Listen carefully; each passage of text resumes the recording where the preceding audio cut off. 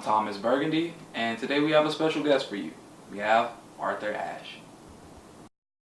Arthur Ashe, the man, the myth, the legend. He has really been making a name for himself these past few years, not only for amateur tennis players, but for the African American community as well.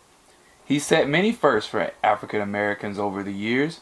His many recent accomplishments include him winning the U.S. Open against the Dutch player Tom Oker. He's unintentionally paved the way for black civil rights and is once again facing another problem that has recently been brought to the media's attention. So tell me, Arthur, what's been going on with you as of late? Well, Thomas, actually give me 1 second. Last name isn't Ashe for nothing. But I was actually recently denied once again for a visa to South Africa to play in their country's Open. And what made you so interested in playing out there exactly? Well, Thomas, to be quite frank with you, I had no idea that South Africa even had an Open. Then one day during the beginning of the US Open, I overheard one of the South African players talking to the rest of the players, mentioning how his country was having an Open.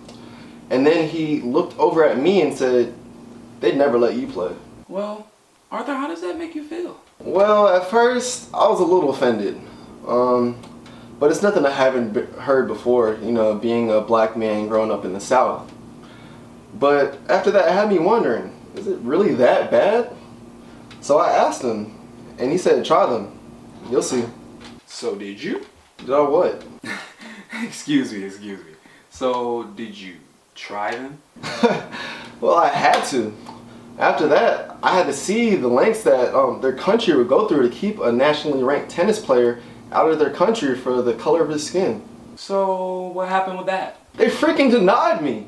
I was shocked. And what did you do after that? Well, I waited a whole year and applied again. And guess what? They denied me once again. And not only did they do that, but they announced it publicly. I know, right? I was outraged. So after that, I had to continue my fight against apartheid. I really want to bring to light the struggle that black South Africans are facing in their own country against whites that the media fails to show. And what about your own struggle here at home?